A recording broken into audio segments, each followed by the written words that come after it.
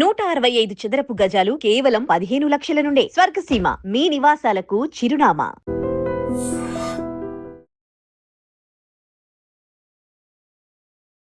Hi hello నమస్తే, welcome to iDream media. నేను మీ శ్రావ్య. మనతో పాటు ఇప్పుడు ఉన్నారు సర్టిఫైడ్ ఫైనాన్షియల్ ప్లానర్ రామచంద్రమూర్తి గారు. నమస్తే సార్. నమస్తే అండి. ఎలా ఉన్నారు? ఫైన్ అండి.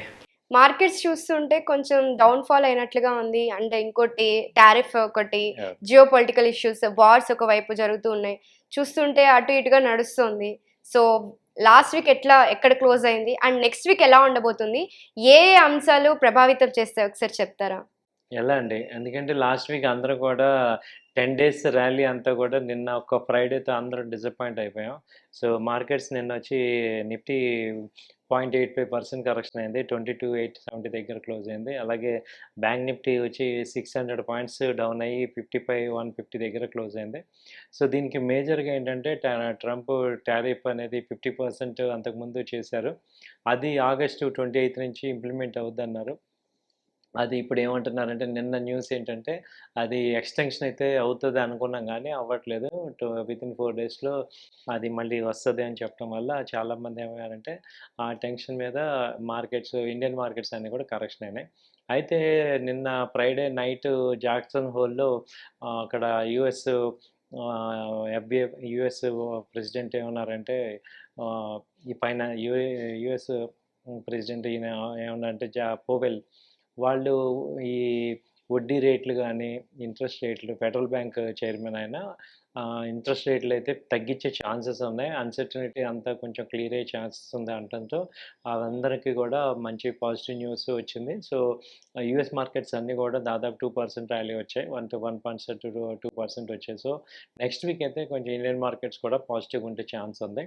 అయితే ఒకసారి డీప్గా కనుక మనం చూస్తే యాక్చువల్గా 50% టారిఫ్ అనేది ఒక పెద్ద షాకే. బట్ ఇండియన్ ఫస్ట్ మార్కెట్స్ 25% ఇచ్చి తర్వాత పెనాల్టీ వేసి 50% వచ్చింది 25% మనకి. అన్నారు. సో అదేమవుతుందంటే ఈ మార్కెట్స్ని క్లోజ్గా అబ్జర్వ్ చేసే వాళ్ళకి ఏంటంటే ఇది ఆల్రెడీ డిస్కౌంట్ అయినట్టు అనిపిస్తుంది. ఎందుకంటే అది మామూలుగా అయితే విపరీతమైన కరెక్షన్ అవ్వాలి. ఇప్పుడు అలాంటిది సింపుల్గా ఒక 200 పాయింట్స్ 300 పాయింట్స్లో క్లోజ్ అయింది. సో మామూలుగా అయితే అది ఒక పెద్ద బిగ్ షాక్ కదా. అవును. సో మార్కెట్స్ విపరీతమైన కరెక్షన్ అవ్వాలి, అలాంటిది అవ్వకుండా ఆగిందంటే రీజన్ మేజర్గా ఏంటంటే డొమెస్టిక్లో పాజిటివ్ ఫ్యాక్టర్స్ చాలా ఉన్నాయి. సో ముందుగా ఏంటంటే ఈ make in India, even PM కానీ ఎఫ్ఎం కానీ వాళ్ళెవరు కూడా భయపడకుండా వాళ్ళతో యుఎస్తో రాజీ ప్రయత్నాలు చేయకుండా వాళ్ళు నార్మల్గా కామ్గా ఉన్నారంటేనే వాళ్ళ అండర్లైన్ స్ట్రాటజీ ఇండియాలో ఉంది అనేది అర్థమవుతుంది. సో దానికి ఆయన మొన్న August 15th చెప్పింది ఏంటంటే మేక్ ఇన్ ఇండియా కాన్సెప్ట్ తీసుకురావటం, డిజిటలైజ్ ఇండియా, ఆత్మనిర్భర్ భారత్, వీటి మీద ఇవన్నీ ఆల్రెడీ ఉన్నా మళ్ళీ ఇంకో ఫోకస్ మళ్ళీ చేస్తున్నారు. ఎక్కువ ఫోకస్ ఫోకస్ చేస్తున్నారు. చేస్తున్నారు అనమాట. సో వాటితో ఇండిజీనియస్గానే మనం అవ్వాలి, సెల్ఫ్ రిలయన్స్. అలాగే వేరే మార్కెట్స్ చూసుకోవాలి, ఓన్లీ యూఎస్ఏ కాకుండా అదర్ మార్కెట్స్ ఉన్నాయి కదా వాటిని చూసుకోవచ్చు. అంటే ఇప్పుడు ఇండియన్ టారిఫ్ బైరీ చేసుకుంటే రష్యా ఆయిల్ వాటి క్రూడ్ యొక్క ఆయిల్స్. క్రూడ్ డిస్కౌంట్ కంపేర్ చేస్తే, యుఎస్ ఎక్స్పోర్ట్స్ కంపేర్ చేస్తే మనకి రష్యా ఆయిల్ వల్ల ఎక్కువ బెనిఫిట్ ఉంది. కాబట్టి ఇండియాకి అండ్ మనకి తగ్గించి కూడా ఇస్తుంది. ఇస్తున్నారు కాబట్టి దీన్ని కాంప్రమైజ్ చేసి ఆ లాస్ కన్నా ఇది బెటర్ అని గవర్నమెంట్ ఫీల్ అయ్యి సో రష్యన్ ఆయిలే కంటిన్యూ చేస్తున్నారు అనమాట. దాంతో ఇక్కడ ఏముందంటే ఆ వైపు యుఎస్ వైపు నెగోషియేషన్ అవ్వట్లేదు. సో అది మనందరికీ కూడా మార్కెట్కి అర్థమైంది కాబట్టి మార్కెట్స్ కూడా హ్యూజ్ కరెక్షన్ అవ్వట్లా. So any point of time అలాగే ఇప్పుడు జిఎస్టీ రేట్స్ తగ్గటం అనేది మిగతా అన్ని ఇప్పుడు 5% 18% వచ్చింది కాబట్టి చాలా కంపెనీస్కి పాజిటివ్ ఫ్యాక్టర్ అవుతుంది.